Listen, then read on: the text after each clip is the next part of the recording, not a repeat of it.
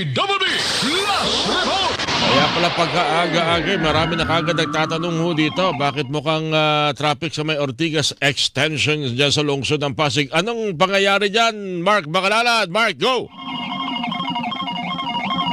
Truck na may kargang asfalto ang bumangat dito sa poste ng kuryente sa Ortigas Extension westbound. Sakop ng Barangay Rosario sa Pasig. Ayon sa Pasig Traffic, nangyayari ang aksidente pasado alas 3 ng madaling araw.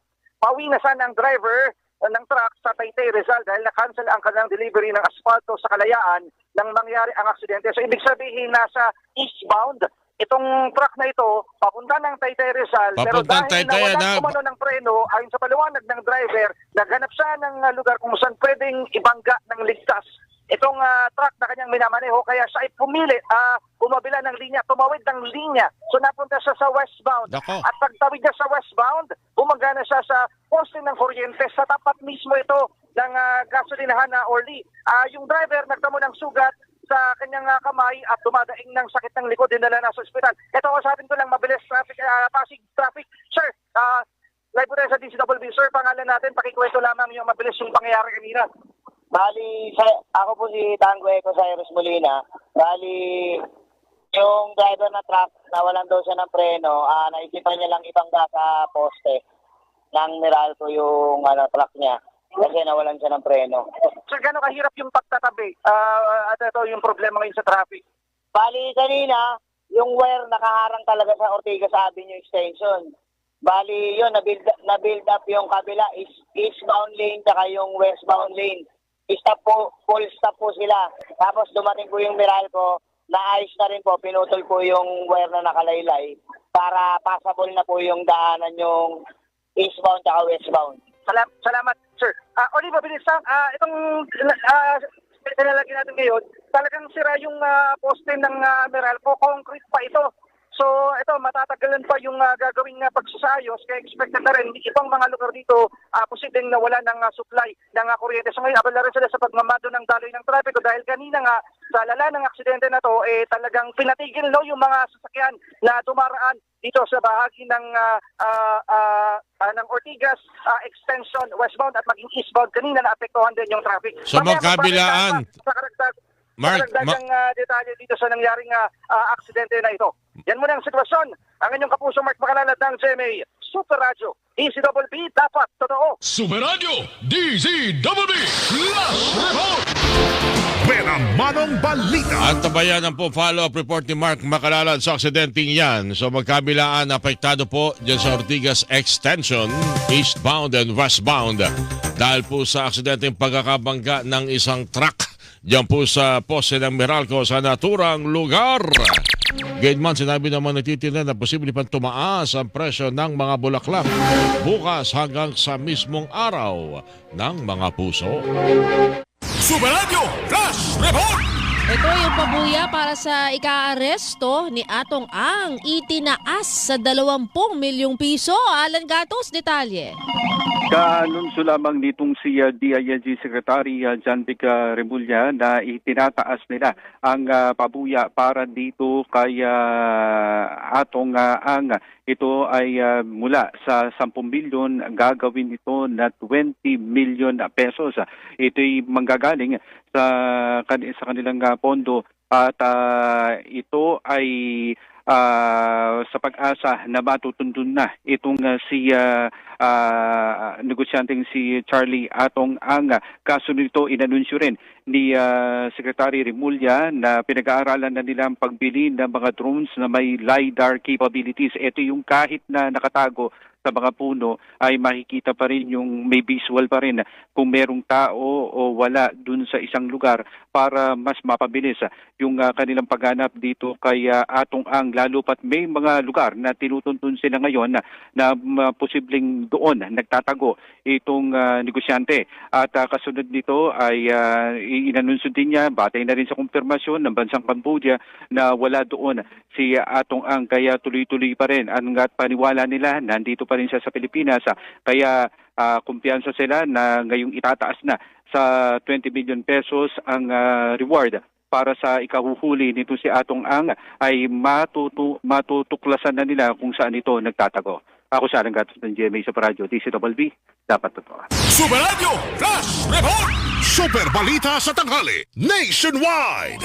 Panibagong banat naman ng Chinese Embassy, hindi na raw papatulan ni Senate President Vicente Sotto. Gayunman, sinabi naman nagtitinda na posible pang tumaas ang presyo ng mga bulaklak bukas hanggang sa mismong araw ng mga puso. Super Radio Flash Report. Aba, marami-rami ito, partner. Marami-rami oo. dahil may 1,000 tauhan Aba. ng Bureau of Fire Protection o BFP ang kakasuhan dahil sa umuning issue ng bentahan ng fire extinguisher. Alan Gatos, Alan, paano na kung may sunog? Paano na kung may sunog, Alan? Yun na nga ang unang tinanong ko kanina kay Secretary Remulla, dahil sa ngayon may 1,000 na kakasuhan mula sa mga fire inspector na nag-iikot sa buong Pilipinas at kasama rin yung kanilang mga opisyal, at pagkatapos next week may mga kakasuhan pa na mga nasa 40 mga opisyal, kasama na yung pinaka-direktor ng Bureau of Fire dahil sa magkahiwalay na mga kaso ito. At yun nga dito sa pulong balitaan na pinangunahan ni DILG Secretary John Vic Remulla, mga nasa 1,000 tauhan ng Bureau of Fire Protection o BFP ang sangkot sa korupsyon. Ito'y matapos na matuklasan nila ang panibagong modus ng mga tauhan ng BFP para sa fire extinguisher. Ayon sa kalihim, kahit kasi nabigyan na ng body camera ang mga fire inspector ng BFP, nagagawa pa rin nilang paikutan ng sistema. Naunaan niya ngayon, ibig sabihin nauunang dumating yung vendor ng fire extinguisher bago dumating yung fire inspector, at ang mangyayari, mag-aalok na at sasabihin na kailangan nyo na ng fire extinguisher dahil parating na ang inspector mula sa BFP. Isa umano sa mga nabiktima ay yung mismong pamangkin nitong si Secretary Remulla na taga Cavite na mayroong maliit na negosyo, at ganito yung naging modus. At dahil sa ginawa rin nilang backtracking, 99% ay nakumpirma nila na tuloy ang korupsyon at modus ng bentahan ng fire extinguisher, hindi lang dito sa Metro Manila kundi sa buong Pilipinas. Ang pagtayang nga nitong si Secretary Remulla, itong sa fire extinguisher pa lang, water sprinkler, lahat ng mga may kinalaman sa issue ng pampatay sunog, aabot ng 15 billion pesos a year yung korupsyon na nangyayari daw dyan. At pagkatapos, sa Lunes naman, ay pakakasuhan na rin itong 40 na mga opisyal na miyembro ng Vision Awards Committee ng BFP mula 2014 hanggang 2025, at kasama na rin ang direktor ng BFP na si Director Jesus Fernandez at kanyang mga deputy sa mga kakasuhan naman sa Office of the Ombudsman. Ito'y dahil na rin sa big rigging at iba pa na may kinalaman na katiwalian umano sa loob ng BFP. Kaya ang tanong nga natin, meron bang matitira na mag-i-inspect at mga magbabantay dahil sa sobrang dami ng pakakasuhan, baka maubusan. Meron naman daw napapalit, at sa katunayan, may 3 na pinagpipilian na pwedeng pumalita na magiging pinuno ng Bureau of Fire Protection.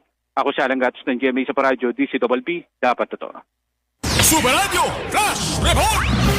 Hataw sa hapon. Super Radio DZWB Flash Report. Last report ang ating buwan na mano ngayong hapon. Sunog sumiklab sa Mandaluyong City.